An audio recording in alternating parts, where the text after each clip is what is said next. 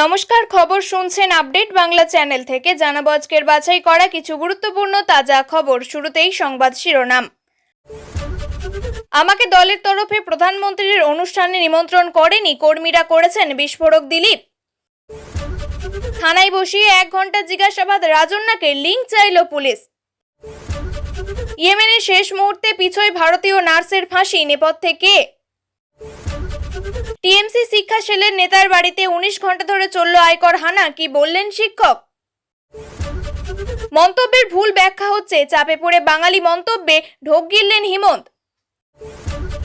লড়াই শেষ, ভুবনেশ্বর এআইএমএসে মৃত্যু ছাত্রীর, ওড়িশা বন্ধের ডাক কংগ্রেস সহ একাধিক বিরোধী দলের।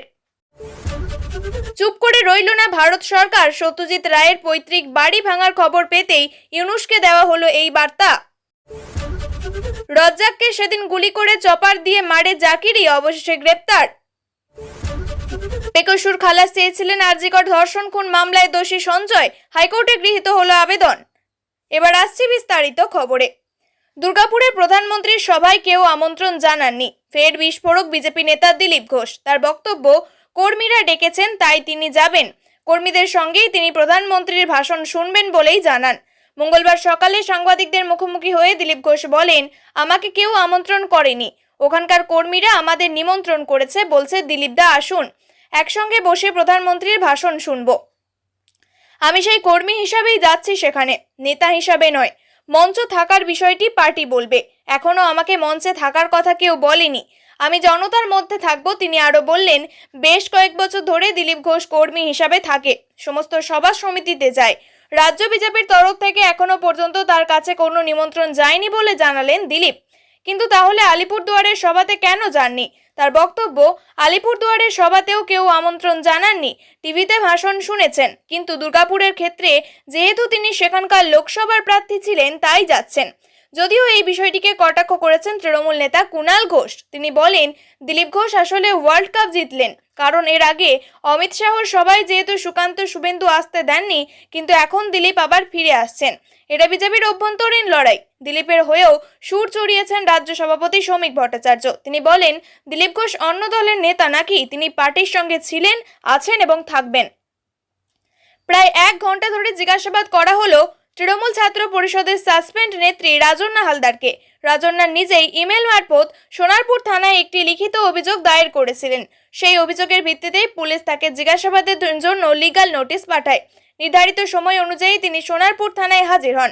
পুলিশ সূত্রে জানা গিয়েছে, রাজন্যার অভিযোগের ভিত্তিতে তাকে একাধিক গুরুত্বপূর্ণ প্রশ্ন করা হয় এদিন। বিশেষ করে তার অভিযোগপত্রে উল্লেখিত ছবিগুলির উৎস কি, কিভাবে তিনি সেই ছবি পেয়েছিলেন তা জানার চেষ্টা করে পুলিশ। এমনকি তাকে নির্দিষ্ট ইউআরএল লিঙ্ক দিতে বলা হয়। পুলিশের দাবি, এই তথ্য তদন্তের জন্য অত্যন্ত জরুরি।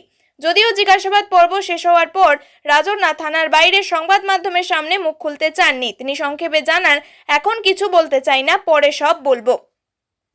সম্প্রতি দল থেকে সাসপেন্ড হওয়া রাজন্যা ছাত্রনেতার একাংশের বিরুদ্ধেই অভিযোগ তোলেন। পুলিশ এই মুহূর্তে রাজন্যার দেওয়া তথ্য যাচাই করছে, প্রয়োজনে তাকে ফের জিজ্ঞাসাবাদ করা হতে পারে বলেও সূত্রের খবর। তদন্তের দৃষ্টিকোণ থেকে বিষয়টি গুরুত্বপূর্ণ মনে হচ্ছে সোনারপুর থানার পুলিশ। কেরলের বাসিন্দা নিমিষা প্রিয়ার ফাঁসি শেষ মুহূর্তে পিছিয়ে গিয়েছে। সাময়িক স্বস্তি পেয়েছে ভারতীয় নার্সের পরিবার।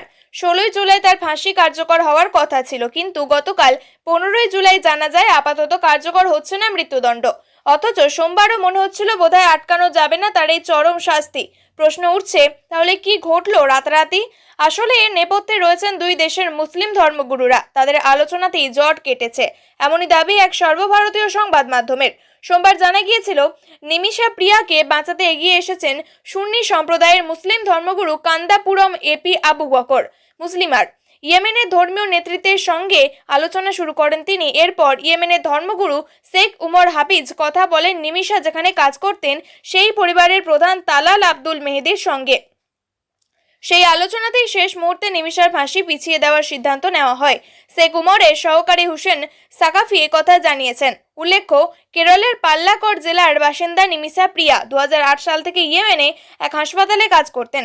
2014 সালে তার স্বামী এবং কন্যা ভারতে ফিরে এলেও নিমিষা সেখানেই থেকে যান। এক ব্যক্তিকে হত্যার অপরাধে 2017 সাল থেকে ইয়েমেনের জেলে বন্দী রয়েছেন তিনি। 2018 সালে এই মামলায় তাকে মৃত্যুদণ্ড সাজা ঘোষণা করে ইয়েমেনের আদালত। তাই প্রাণ বাঁচাতে এত বছর ধরে আইনি লড়াই চালিয়ে এসেছে নিমিষার পরিবার। প্রবাসী ভারতীয় ওই যুবতীর প্রাণ ভিক্ষার আবেদন রাষ্ট্রপতির কাছে পৌঁছালে তা খারিজ করে মৃত্যুদণ্ডের কার্যকর নির্দেশ দেন ওই দেশের প্রেসিডেন্ট রশিদ মোহাম্মদ আলী আলিমি। এই পরিস্থিতিতে প্রিয়ার মৃত্যুদণ্ড রদ করতে তৎপর হয় বিদেশ মন্ত্রক। অবশেষে ফাঁসির অভাবে সাময়িকভাবে হলেও আটকানো গিয়েছে তার ফাঁসি। সোমবার দুপুরে শুরু হয়েছিল তল্লাশি আর শেষ হলো মঙ্গলবার সকালে। টানা প্রায় 19 ঘন্টা ধরে চলল আয়কর দপ্তরের তল্লাশি চলল তৃণমূল শিক্ষা সেলের নেতার বাড়িতে। কোচবিহারের তুফানগঞ্জে তৃণমূল শিক্ষা সেলের নেতা জয়দেব আচার্যের মাস্টারপাড়া এলাকায় এই বাড়িতে হানা দেন আয়কর দপ্তরের আধিকারিকরা। তিনি তুফানগঞ্জ টাউন প্রাথমিক বিদ্যালয়ের শিক্ষক। স্থানীয় সূত্রে জানা গিয়েছে জয়দেব আর্য সম্প্রতি তার পুরনো বাড়িতে এসেছেন। কিছুদিন আগেই তার মায়ের মৃত্যু হয়। এরপর থেকেই তিনি ছিলেন ওই বাড়িতে। সোমবার আয়কর আধিকারিকেরা প্রথমে তার দাদা জগদীশ আচার্যের বাড়িতে পৌঁছান। সেখান থেকে জয়দেবকে সঙ্গে নিয়ে তারা হাজির হন শিক্ষক নেতার মাস্টারপাড়া এলাকার বাড়িতে। তল্লাশির সময় ওই বাড়িতে বেশ কিছু নথি খতিয়ে দেখা হয় বলে খবর। জয়দেব অবশ্য দাবি করেছেন তার কোনো অবৈধ লেনদেনের সঙ্গে যুক্ত নন। তার বক্তব্য, তার মোবাইল এবং ইমেল আইডি হ্যাক করা হয়েছিল। তার নাম ব্যবহার করে কেউ টাকা লেনদেন করেছে, সেই কারণেই আয়কর দপ্তরের আধিকারিকেরা এসেছিলেন। 19 ঘন্টার তল্লাশি সাধারণ কোনো ব্যাপার নয় বলে মনে করছেন অনেকেই। তুফানগঞ্জে রাজনীতির চেনা মুখ জয়দেব, পাশাপাশি তিনি একজন প্রাথমিক বিদ্যালয়ের শিক্ষকও। ফলে তার বাড়িতে আয়কর হানার খবর ছড়িয়ে পড়তেই স্থানীয় বাসিন্দাদের কৌতূহলের অন্ত ছিল না। অনেকে রাতভর ভিড় করেছিলেন অভিযানের খবর পেতে। এই তদন্ত আদৌ হ্যাকিং সংক্রান্ত কিনা, নাকি এর পেছনে রয়েছে অন্য কোনো অর্থনৈতিক অনিয়ম, সেই প্রশ্ন উঠতে শুরু করেছে। মন্তব্যের ভুল ব্যাখ্যা করে বাঙালি বিরোধী হিসাবে দেখানো হচ্ছে। চাপে পড়ে নিজেদের বাংলাভাষী মন্তব্যের ব্যাখ্যা দিলেন অসমের মুখ্যমন্ত্রী হিমন্ত বিশ্ব শর্মা। তিনি বলেছেন তার সরকার যে বাংলা ভাষার বিরোধী নয়, অসমে বসবাসকারী বাংলাভাষীরাও সেটা জানেন। বাংলা যাদের মাতৃভাষা তাদের নিজেদের বিদেশি হিসাবেই পরিচয় দিয়েছেন।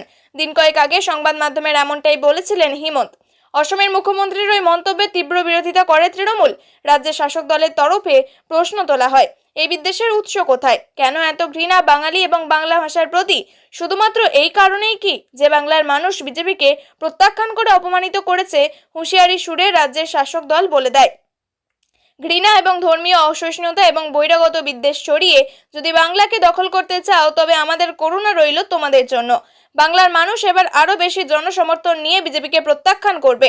তৃণমূলের আক্রমণে রীতিমতো চাপে পড়েন হিমন্ত। তার মন্তব্যে যে বাংলার দলের ক্ষতি হতে পারে, সম্ভবত সেটাও বুঝতে পারেন অসমের মুখ্যমন্ত্রী। সেই কারণেই সুনীল বনসাল এবং শুভেন্দু অধিকারীকে ট্যাগ করে সোশ্যাল মিডিয়ায় নিজের মন্তব্যের ব্যাখ্যা দিয়েছেন হিমন্ত। অনুপ্রবেশকারীদের উপস্থিতি দেশের জনসংখ্যার কাঠামোকে বদলে ফেলতে পারে। হিমন্তের দাবি, অসমে বসবাসকারী বাংলাভাষী সহ প্রত্যেক ভারতীয় তার সরকারের অবস্থান বোঝেন। বাংলাদেশে অনুপ্রবেশের বিরুদ্ধে অসম সরকারের অবস্থানকে তারা সমর্থনও করেন। হেনস্থার অভিযোগে বালেশ্বর কলেজেই গায়ে আগুন। ভুবনেশ্বরে এইমসে মৃত্যু ছাত্রীর। অপরাধীদের কড়া শাস্তির হুঁশিয়ারি উড়িষ্যার মুখ্যমন্ত্রীর। বৃহস্পতিবার উড়িষ্যা বন্ধের ডাক বিরোধীদের। ঘটনার প্রতিবাদে সোমবার রাতে হাসপাতালের সামনে বিক্ষোভ দেখায় কংগ্রেস। সাধারণ সম্পাদক প্রিয়াঙ্কা গান্ধী ফেসবুকে লিখেছেন, ন্যায় বিচারের লড়াইয়ে হেরে গেলেন ওড়িশার আরেক কন্যা। তিনি তার উপর হওয়া অত্যাচারের বিরুদ্ধে আওয়াজ তুলেছিলেন, কিন্তু ন্যায় বিচার পাওয়ার পরিবর্তে অপমান এবং হয়রানির শিকার হন।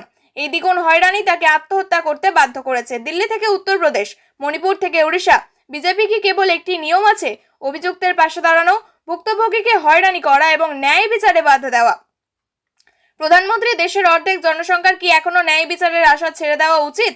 ঘটনায় কলেজের বিভাগীয় প্রধান সমীর কুমার সাউ এবং কলেজের অধ্যক্ষ দিলীপ কুমার ঘোষকে গ্রেপ্তার করে পুলিশ। দোষীদের কড়া শাস্তির আশ্বাস দিয়েছেন বিজেপি শাসিত ওড়িশার মুখ্যমন্ত্রী মোহন চরণ মাঝি। ওড়িশার উপমুখ্যমন্ত্রী প্রভাতী পরিদা বলেন, ওড়িশার একটি মেয়ের এইভাবে মৃত্যু, এই ঘটনায় যেই জর্জরিত থাকুক না কেন, সরকার তাকে যেন কঠোর সাজা দেয়। দুইজন জেলে রয়েছে যাদের নাম উঠে এসেছে। তদন্তে যা যা সামনে আসবে তাদের কঠোর সাজা হবে। পড়শি রাজ্যের ঘটনা নিয়ে এ রাজ্যেও শুরু হয়েছে রাজনৈতিক চাপানোত্তর। তৃণমূল কংগ্রেস সহ রাজ্যের সহ সভাপতি জয়প্রকাশ মজুমদার বলেন, গতকাল রাত্রে ছাত্রীটি মারা গিয়েছে। খুবই দুঃখজনক ঘটনা। ছাত্রীটিকে কারা উস্কালো গায়ে আগুন দেওয়ার জন্য, ঠিক এইভাবেই বলা হয়েছে। তাদেরকে আগে গ্রেপ্তার করতে হবে। ছাত্রীর মৃত্যুতে আজ কলেজ চত্বরে মোমবাতি মিছিলের ডাক দেওয়া হয়। 3 দিনের লড়াই অবশেষে শেষ। বাংলাদেশে ভাঙা হচ্ছে সত্যজিৎ রায়ের পৈতৃক বাড়ি। এই নিয়ে মুখ্যমন্ত্রী মমতা বন্দ্যোপাধ্যায় সরব হতেই ইউনূস সরকারকে বার্তা দিল কেন্দ্রীয় সরকার। বাংলাদেশের অন্তর্বর্তী সরকারকে অনুরোধ করা হলো যে তারা যেন এই ঐতিহাসিক বাড়ি না ভাঙেন। প্রয়োজনে সংস্কার এবং পুনর্নির্মাণে সাহায্য করবে ভারত। হাসিনা সরকারের পতন এবং মোহাম্মদ ইউনূসের নেতৃত্বে অন্তর্বর্তী সরকার গঠনের পর থেকেই ওপার বাংলায় সাহিত্য থেকে সঙ্গীত শিল্পী বিশেষ ব্যক্তিদের বাড়িঘর হামলার মুখে পড়েছে। মাসখানেক আগে বাংলাদেশের রবীন্দ্রনাথ ঠাকুরের পৈতৃক ভিটে ভাঙচুর করেছিল দুষ্কৃতীরা। বাংলাদেশের ময়মনসিংহ জেলার হরিকিশোর রায় চৌধুরী রোডে অবস্থিত সত্যজিৎ রায়ের পৈতৃক বাড়ি। এই সত্যজিৎ রায়ের ঠাকুরদা তথা সাহিত্যিক উপেন্দ্র কিশোর রায় চৌধুরীর বাড়ি ছিল। এই বাড়িটি বাংলাদেশ শিশু একাডেমির ভবন হিসেবে ব্যবহৃত হতো, তবে ইউনূস সরকার বর্তমানে এই বাড়িটি ভাঙার কাজ শুরু করেছে। বিষয়টি সামনে আসতেই গতকাল মঙ্গলবার মুখ্যমন্ত্রী মমতা বন্দ্যোপাধ্যায় প্রতিবাদে সরব হন। ইউনূস সরকারকে অনুরোধ করেন এই বাড়ি না ভাঙার জন্য। একই সঙ্গে ভারত সরকারও দৃষ্টি আকর্ষণ করেন। অন্যদিকে ঢাকার শিশু বিষয়ক আধিকারিক মোহাম্মদ মেহেদি জামান বাংলাদেশের সংবাদপত্র ডেইলি স্টারকে বলেন যে বিগত 10 বছর ধরে পরিত্যক্ত অবস্থায় পড়ে রয়েছে বাড়িটি। প্রসঙ্গত, বাংলাদেশের পুরাতত্ত্ব বিভাগের তথ্য অনুযায়ী বাড়িটি 100 বছরের বেশি পুরনো। 1947 সালে দেশভাগের পর বাড়িটি সেদেশের সরকারের হাতে চলে আসে। রজ্জাক খুনের তদন্তে নেমে আরও একজনকে গ্রেপ্তার করল পুলিশ। মঙ্গলবার সন্ধ্যায় আরও একজন কুখ্যাত দুষ্কৃতীকে গ্রেপ্তার করা হয়েছে বলে পুলিশ সূত্রে খবর। উত্তর কাশীপুর থানার লাংলা পালপুর এলাকায় একটি মেছো ভেড়ি থেকে তাকে গ্রেপ্তার করা হয়। পুলিশ জানিয়েছে, ধৃতের নাম জাকির উদ্দিন গাজী ওরফে জাকির মোল্লা। তার বাড়ি ভাঙেড়ের চন্দনেশ্বর থানার মাধবপুরের নারায়ণপুর এলাকায়। তদন্তকারীরা জানিয়েছেন, ইতিমধ্যে রজ্জাক খুনের ঘটনার মূল চক্রী মুফাজ্জল সহ 5 জনকে গ্রেপ্তার করেছে পুলিশ। পুলিশ বিভিন্ন জায়গায় অভিযান চালিয়েও জাকিরের খোঁজ পাচ্ছিল না।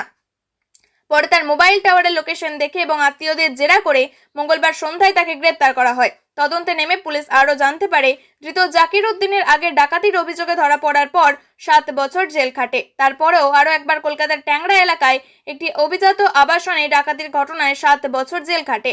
রজ্জাক খুনের জন্য এই কুখ্যাত ডাকাতকে টাকার বিনিময়ে ভাড়া করা হয়েছিল। পুলিশের জেরায় ধৃত জানিয়েছে, সে রজ্জাক খুনে গুলি করে এবং চপার দিয়ে কোপায়। গত বৃহস্পতিবার সন্ধ্যায় ভাঙড়ে খুন হন বিধায়ক শওকত মোল্লার ঘনিষ্ঠ তৃণমূল নেতা রজ্জাক মোল্লা। আরজিকর ধর্ষণ খুনের মামলায় মূল দোষী সঞ্জয় রায়ের বেকসুর খালাস চেয়ে আবেদন করেছিলেন কলকাতা হাইকোর্টে। সেই আবেদন গ্রহণ করল আদালত।